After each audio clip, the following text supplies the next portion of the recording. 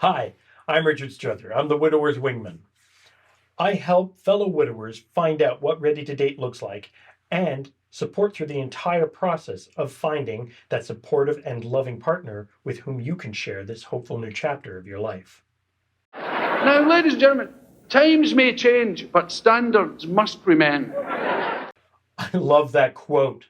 That has made its way into my professional life and personal life, and that was Billy Connelly, one of the most brilliant storytelling comedians ever.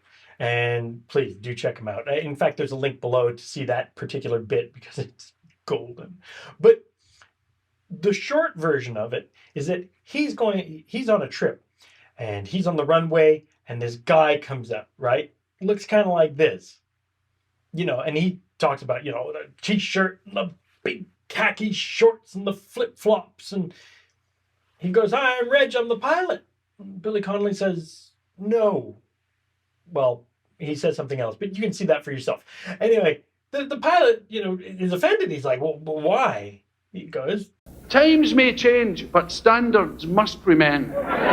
and he goes on to talk about how, put some men's clothes on because a pilot is in trousers and a nice white shirt with epaulets and short sleeves and maybe a pack of cigarettes in the pocket and has a mustache, and a pilot is named Nigel Carruthers.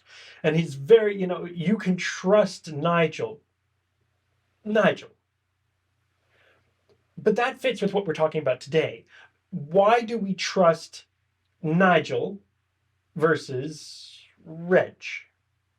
Well, because Nigel sets a standard. So let's talk about standards and dating and talk about authentic dating. Let's talk about Roger and Dave.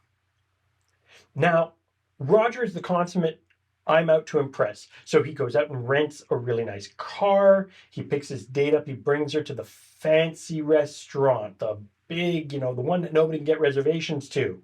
And then afterwards, it's the big show, whether it's, Broadway or whatever passes for Broadway in your town or city. And then that's the date, right? And then he brings his date home in the fancy car, and that's nice. Then you've got Dave. Now, Dave consults his date beforehand, and he asks, what area of town is convenient and comfortable for you? So he's being considerate. He chooses a modest restaurant, scopes out the area, finds a nice public park that they could take a stroll through. Or maybe they're both into bowling, so they do that. Or maybe a local art gallery because there's an artist or style of art that they both really like.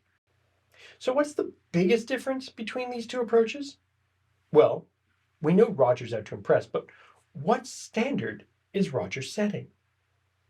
Roger is going high intensity, but is Roger part of that very small minority that can keep up that level of intensity? And that's a great question.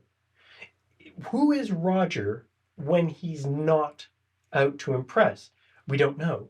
So he hasn't set a firm standard. We don't know what to expect from Roger because we don't know what Roger is like outside of that scenario, right? Dave, on the other hand, yes, he may be taking a very modest approach, but he's being authentically himself. First of all, he's showing that he's considerate. He's taking his date's safety and comfort into account.